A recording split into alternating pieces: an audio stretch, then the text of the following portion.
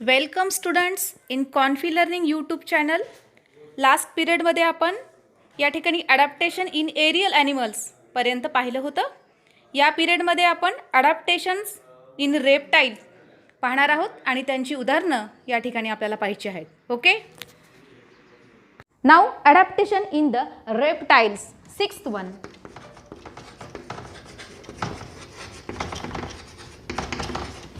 Adaptation in reptiles.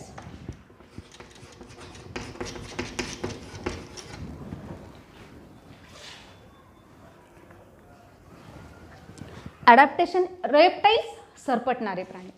सरपटणारे प्राणी म्हणली की आधी कशाचं उदाहरण येतं आपल्यासमोर? सापाचं. बरोबर आहे की नाही? सगळेजण ज्याला घाबरतात असा साप सरपटत असताना पाहिला असेल, लांबून का होईना तुम्ही पाहिला असेल. तो ज्यावेळेस सरपटतो त्यावेळेस त्याची पूर्ण स्किन ही आकुंचित होत असते आणि ती प्रसरण होत असते. असं करत करत करत करत तो पुढे जात असतो. म्हणजे या ठिकाणी त्याचा कॉन्टॅक्ट डायरेक्ट कशाशी येतो? सरपटणाऱ्या जमिनीशी येतो. मग या सरपटणाऱ्या प्राण्यांमध्ये काय इम्पॉर्टंट असेल? त्यांची स्किन आणि त्यांच्या मसल्स. हे त्याच्यामध्ये झालेलं अडॅप्टेशन आपल्याला पाहायचंय. अर्थवर्म असेल, गांडूळ असेल, साप असेल, हे सरपटत असतात. ते क्रीपर्स असतात. ते रांगत असतात, क्रीप करत असतात. With which organs do they have use for the creeping? सांगा, क्रीपिंगसाठी ते काय वापरत असतील? अर्थातच त्यांच्या मसल्स, त्यांची स्किन. त्याच्यानंतर animals like the house lizard. सरपटणारा प्राणी प्रत्येकाच्या घरात पाळलाय मुलांनो सगळ्यांनी. बरोबर आहे की नाही? भिंतीवरची पाल ज्याला आपण खूप घाबरतो. गार्डन लिझार्ड असेल बागेमधले, किंवा ज्या झाडावर असणारी काळपट रंगाची पाल, क्रोकोडाईल, मगर, हे काही उदाहरण आहेत बरं का. कशाचे? रेप्टाइल्सचे. Are use their muscle for the creepings. त्यांच्या शरीराची ते काय वापरत असतात? मसल्सचा वापर, स्नायूचा वापर करत असतात. स्नायू त्यांच्या कशा असतात? बळकट असतात. घोरपडीचं उदाहरण माहीत असेल तुम्हाला शिवरायांच्या ह्याच्यामध्ये. बरोबर आहे की नाही? घोरपडीची इतके स्नायू मजबूत असतात की ती गच्च पकडून ठेवते आणि तिला दोर बांधून हे मावळे वर चढायचे. अतिशय सुंदर मुलांनो या ठिकाणी उदाहरण आहे. माहिती आहे घोरपडीला काय म्हणतात इंग्लिशमधून? Monitor lizard. मग हे लिझार्ड असतील, हे यांच्यामध्ये झालेलं मेनली ॲडॅप्टेशन स्ट्रॉंग मसल्स. त्या मसल्सच्या सहाय्याने पुढे पुढे सरकत असतात. मग मगर असेल, पाल असेल, ह्यांचे पाय कसे असतात? ह्यांचे पाय त्यांच्या शरीराला चिकटलेले असतात. आणखी त्यांचे पायाचे तळवे हे पातळ असतात, थीन असतात. ज्यावेळेस एखादी पाल भिंतीवर चिटकते त्यावेळेस त्या ठिकाणी ती चिटकल्यानंतर ते तळवे भिंतीवर चिटकतात आणि सहजरित्या त्या ठिकाणी उभ्या भिंतीवर सुद्धा ती क्रीप करू शकते. हे त्याच्यामध्ये झालेलं अडॅप्टेशन आपल्याला बघता येईल. House lizard, monitor lizard have the close toes, thin sole. त्यांच्या पायाचे तळवे कसे असतात? पातळ असतात आणि नखयुक्त असतात. Whereas snakes have the scaly skin. आणि जो साप असतो त्याच्या स्किनवर काय असतात? खवले असतात. सापाची उलटी बाजू तुम्ही कधी बघितली असेल, कशा त्याच्या शरीरावर रेषा रेषा रेषा रेषा दिसतात. सरपटण्यासाठी त्याच्यामध्ये झालेलं ते काय आहे? ॲडॅप्टेशन आहे. बघा परत एकदा सांगते, ॲडॅप्टेशन इन रेप्टाइल्समध्ये तुम्ही कुठले कुठले उदाहरणं बघितले? लिझार्ड असेल, हाऊस लिझार्ड असेल, गार्डन लिझार्ड असेल, मॉनिटर लिझार्ड असेल, स्नेक असतील. या सगळ्यांच्या स्किनबद्दल, त्यांच्या शरीराच्या ठेवण्याबद्दल, त्यांच्या पायाबद्दल झालेलं ॲडॅप्टेशन. आणि हे सगळं ॲडॅप्टेशन आहे म्हणून साप सरळ बिळात जाऊ शकतो. आलंय का लक्षात? त्याच्या शरीरात तसा बदल आहे म्हणून तो बिळात राहतो आणि त्या परिस्थितीमध्ये तो आपलं जीवन व्यतीत करत असतो. 7 number, adaptation for food in the animals. Animals हे अन्नग्रहण कसे करतात? वनस्पतीमध्ये तुम्ही बघितलं कशा प्रकारे कीटकभक्षी वनस्पती होत्या. आणि ॲनिमल्समध्ये mostly there are 2 type of the eating process, ज्याला आपण म्हणतो अन्नग्रहण पद्धती. किती आहेत ॲनिमल्समध्ये? 2 टाईप्स आहेत. त्याच्यामध्ये कार्निवरस, हर्बिवरस आणि ओमनिवरस. ह्या सगळ्यांचं मुलांना आपल्याला डिटेल अन्नग्रहणाची किंवा अन्नपोषण यासाठी आपल्याला 4th चॅप्टर बघायचं आहे. The name of that chapter is nutrition. तरी पण या ठिकाणी आपण अडॅप्टेशन बघणार आहोत. We can categorize animals at the herbivorous and carnivorous. Special adaptations are seen in each category to make the process of feeding easily. त्यांना जे खायचे, मांसाहारी प्राण्यांना खाण्यासाठी त्यांच्या शरीराची रचना वेगळी आहे आणि शाकाहारी प्राण्यांना खाण्यासाठी, अन्नग्रहण करण्यासाठी त्यांच्या शरीराची रचना. मी तुम्हाला एक छोटं उदाहरण देते. मांसाहारी प्राणी, शाकाहारी प्राणी कसा ओळखायचा? जे मांसाहारी प्राणी आहेत ना मुलांना, ते ज्यावेळेस पाणी पितात, दूध पितात, त्यावेळेस ते जिभेच्या सहाय्याने पित असतात. बघा तुम्ही मांजरीला दूध दिल्यानंतर किंवा कुत्र्याला समोर दूध ठेवल्यानंतर ते कसे पितात? आणि गाईसमोर ज्यावेळेस तुम्ही पाणी ठेवता ती पूर्णपणे आपलं तोंड बुडवून ती ते पाणी पित असते. गाय असेल, गाढव असेल, घोडा असेल. ही एक छोटीशी तुम्हाला झालेलं अडॅप्टेशन मी या ठिकाणी सांगितलेले. म्हणजे कार्निव्होरसमध्ये अन्नग्रहण करण्याची पद्धती वेगळी आहे आणि हार्बिव्होरसमध्ये अन्नग्रहण करण्याची पद्धती वेगळी आहे. यासाठी बऱ्याच वेळेस तुम्ही डिस्कवरी चॅनलमध्ये पाहिलं असेल कशा प्रकारे बेडूक भक्ष्य पकडतो. बेडकाची जीभ असते लांबच्या लांब, तो त्या भक्ष्यावर जीभ टाकतो, ती परत जीभ गोल गोल करून ते भक्ष्य आत घेत असतो, त्याच्यामुळे त्याच्या जीभीवर स्टिकी मटेरियल असतं. असे पुष्कळसे तुम्हाला उदाहरण या ठिकाणी सांगता येतील. बटरफ्लाय असेल, बटरफ्लाय कसं अन्न शोषण करतो? तो शोषून घेतो. म्हणजे काही प्राणी डायरेक्ट गिळतात. सापासारखे प्राणी बघा, सापासमोर एखादा बेडूक असेल तर तो साप पूर्णपणे त्याला गिळंकृत करतो. डिस्कवरी चॅनलमध्ये तुम्ही पुष्कळ वेळेला अजगर आणि काहीतरी मोठं खाल्लेलं बघितलं असेल. म्हणजे पूर्ण खाणारे प्राणी, फाडून खाणारे, चावून खाणारे, शोषून घेणारे, चिकट टाकून गिळून घेणारे, असं वेगवेगळ्या प्रकारचं adaptation for the food in the animals आपण पाहिलं आहे. यानंतर the last but not least adaptation for blending with surrounding.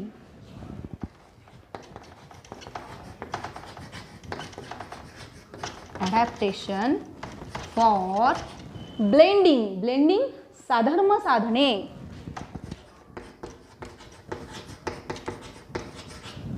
Blending with the surrounding.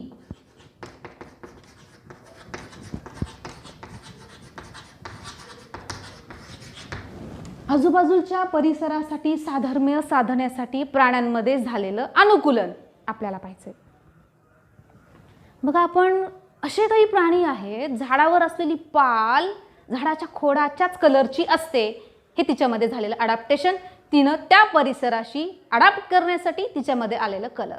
याच्यामध्ये पुष्कळ उदाहरणं आहेत. See the example such as the colourful butterflies, lizard, grasshopper. Grasshopper माहिती आहे, नाकतोडा कसल्या रंगाचा असतो? हिरव्या रंगाचा असतो. पाय कसे असतात? काड्या काड्यासारखे असतात, गवतासारखे. गवतामध्ये लपल्यावर तो दिसत नाही. मग असं अडॅप्टेशन का झालं असेल? त्याला जगण्यासाठी, त्याला स्वतःचा बचाव करण्यासाठी हे त्याच्यामध्ये झालेलं अडॅप्टेशन आहे. बघा, या झाडावर, पानावर, फुलावर जे जे छोटे छोटे कीटक राहतात त्याप्रमाणे त्यांना रंग असतो. बटरफ्लायचा रंग कलरफुल असतो. बटरफ्लाय कुठं असतं जास्त? On the flower. त्याच्यामुळे फ्लावरसारखे कलरफुल असे त्याच्यामध्ये सुद्धा रंग असतात आणि या कलरफुल असलेल्या या रंगामुळे तो सहजरित्या ओळखू येऊ शकत नाही. मग गवतामध्ये असणारा ग्रासहॉपरचं या ठिकाणी उदाहरण दिलं जाईल. Changes that takes place in the various organ and the life process of the organism that enable to live them. त्यांच्यामध्ये झालेले बदल हे त्यांना काय शिकवतात? त्यांना जगायला शिकवतात. आणखीन त्यांना रिप्रोड्यूस, ते जगतात, त्या ठिकाणी पुनरुत्पादन करतात आणि त्यांची स्वतःची जात, प्रजात ते टिकवत असतात. आणि हे महत्त्वाचं प्राण्यांमध्ये झालेलं अडॅप्टेशन आहे. परत सांगते, adaptation is the gradual changes. ते हळूहळू होणारे बदल आहेत मुलांनो. त्यामुळे हे बदल आत्ता झाला, हजारो वर्षापूर्वी असलेल्या मानवामध्ये झालेला बदल आणि आत्ताचा बदल ह्याच्यामध्ये सूक्ष्मरित्या का झाले बदल? परिस्थितीप्रमाणे. मग तुम्हाला वाटत असेल ना यापुढे पण मानवामध्ये बदल होतील का? नक्कीच, निश्चितच. कारण याआधीचा मानव आणि आजचा मानव जे तंत्रज्ञान वापरतोय त्यानुसार त्याच्या पण शरीरामध्ये वेगवेगळे बदल निश्चित होणार आहेत.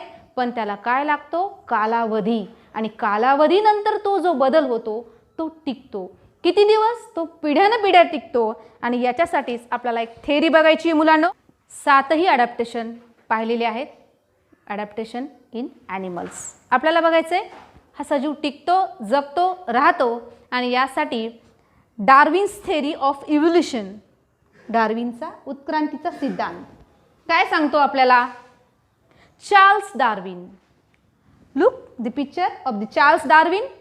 Charles Darwin, a biologist, studied the numerous types of the plants and animals and suggested that only those organisms are likely to survive which can best adapt themselves. जो या ठिकाणी सक्षम आहे तोच जगतो असा हा डार्विनचा सिद्धांत. सक्षम तोच टिकेल. Survival of the fittest. Survival of the fittest. Survival of the fittest.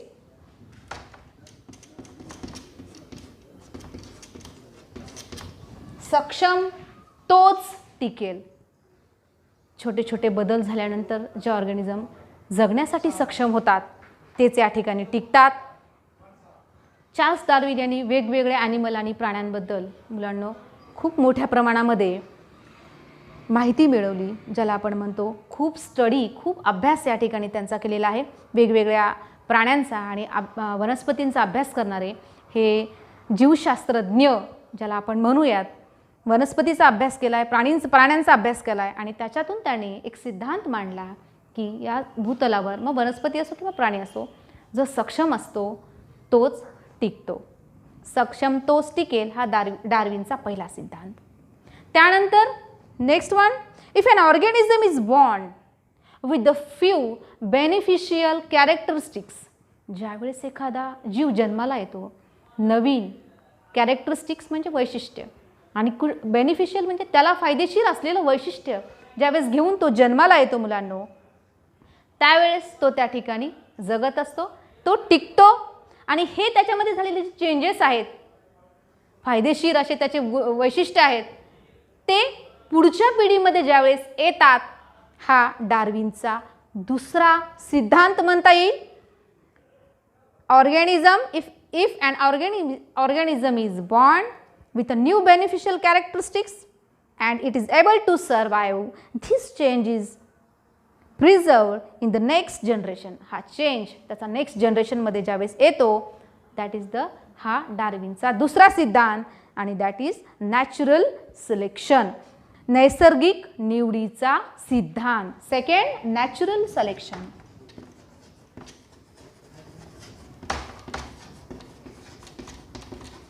हा डार्विनचा पहिला सिद्धांत, survival of the fittest, and second natural selection. डार्विनच्या उत्क्रांतीचा हा सिद्धांत आपण मुलांनो या ठिकाणी पाहिलेला आहे. यानंतर पुढचा मुद्दा असेल classification of the living organism. Living organism म्हणजे मेनली ॲनिमल्स आणि प्लांट्स येतात. याचं क्लासिफिकेशन का केलं असेल? There are great diversity in the animals and the plant. आपण बघितले या प्रकरणामध्ये किती उदाहरणं बघितली आपण, वेगवेगळ्या ठिकाणी राहणाऱ्या वेगवेगळ्या प्राण्यांचं उदाहरणं बघितलं. का क्लासिफिकेशन करायचं आहे, काय गरज आहे? सगळेजण सारखे दिसत असतील तर त्यांचा वेगळा ग्रुप करावा, बरोबर आहे की नाही? जे अगदीच वेगळे दिसतात म्हणजे त्यांच्या ठिकाणी असलेले साम्य आणि त्यांच्या ठिकाणी असलेले वेगळेपणा याच्यानुसार वर्गीकरणाची आवश्यकता आढळली. खूप वेगवेगळ्या शास्त्रज्ञांनी मुलांनो या ठिकाणी वर्गीकरण केलेले आहेत. त्याच्यामध्ये आपल्याला पाहायचे, it is difficult to study and remember all the organisms. प्रत्येकाचा अभ्यास करणं आणि लक्षात ठेवणं खरंच अवघड आहे मुलांनो.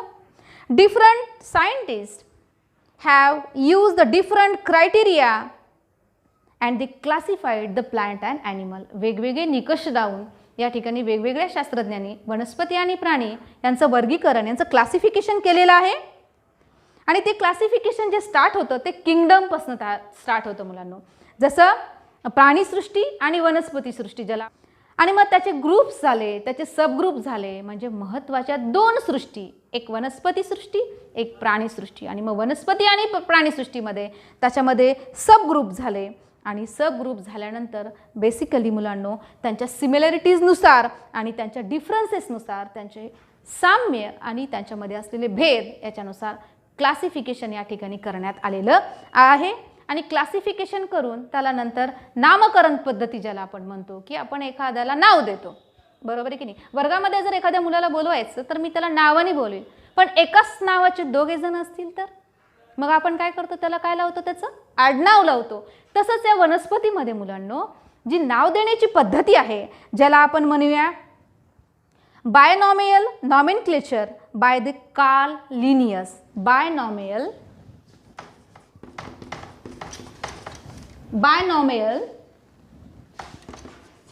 नॉमेनक्लेचर.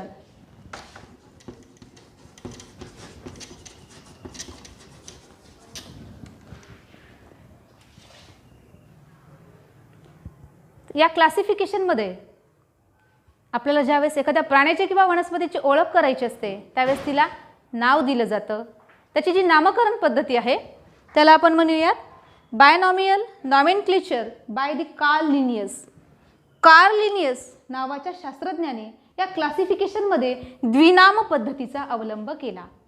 म्हणजे वनस्पती आणि प्राण्यांना शास्त्रीयदृष्ट्या मुलांना नाव देण्यात आले, त्यांचे वर्ग करण्यात आले, त्यांचे वेगवेगळे types, sub types.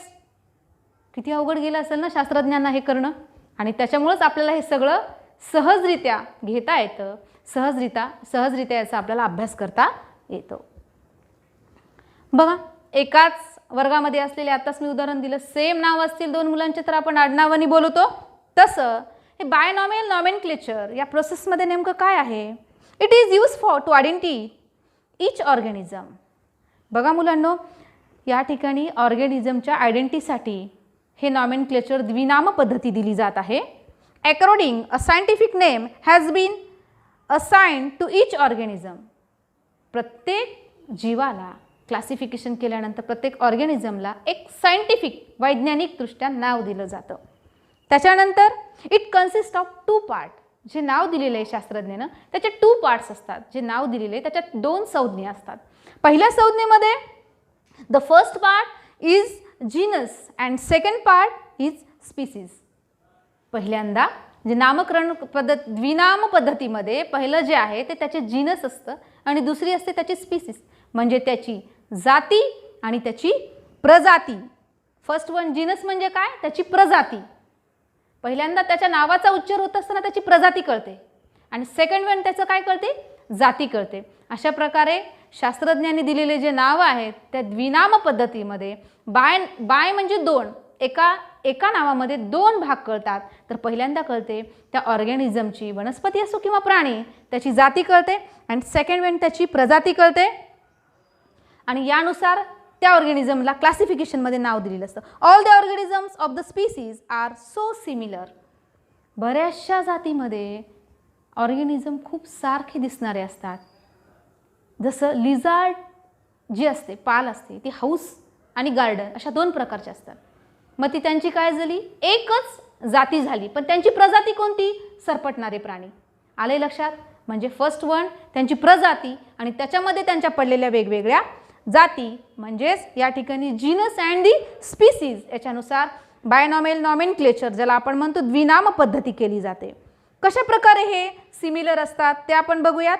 The species are so similar that irrespectively of differences in the colour, height, habitat त्याच्यानंतर habits, they can reproduce among themselves from 2 same species. जरी यांच्या वेगवेगळ्या प्रजाती असल्या तरी संकर होऊन या ठिकाणी ते नवीन जीव निर्माण करतात. एका जातींमधील इतके सारखे सजीव असतात की त्यांचा रंग, त्यांची उंची, त्यांची जी शेपटीचा आकार असतो ह्याच्यामध्ये खूप काही जरी भेद असले तरी ते सगळे एका प्रजातीमध्ये मोडतात आणि त्याच्यामुळे त्यांच्यामध्ये संकर होतो. प्रजातीमध्ये वंशवृद्धी होऊ शकते. प्रजाती, जीनस याच्यामध्ये वंशवृद्धी होऊ शकते. आणि उदाहरणार्थ जगभरातले सगळे जर आपण कॅट्स पाहिले, सगळे मांजरं पाहिले, ते एकाच प्रजातीमध्ये मोडतात. येते लक्षात? एकच प्रजाती आहे त्यांची. जगभरातल्या सगळ्या कॅट्सची एक प्रजाती असेल. पण प्लांट आणि ॲनिमलमध्ये म्हणलं तर जे ॲनिमल आहेत ते सगळे ॲनिमल्समध्ये येतात. मग कुत्रा असेल, मांजर असेल, घोडा असेल, हे ॲनिमल्समध्ये येतात ते. आणि जे इतर आहेत, आंबा असेल, चिंच असेल, हे कशामध्ये येतात? प्लांटमध्ये येतात. अशा प्रकारे जाती आणि प्रजाती. याच्यासाठी मी तुम्हाला 2 उदाहरणं देणार आहे मुलांनो.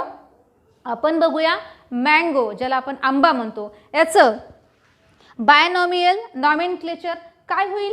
तर आंब्याची जी जीनस आहे ते आहे मॅग्निफेरा आणि त्याची स्पीसीज आहे इंडिका. मग आंब्याचं नाव काय होईल? Mango. What is the name of mango in the scientific?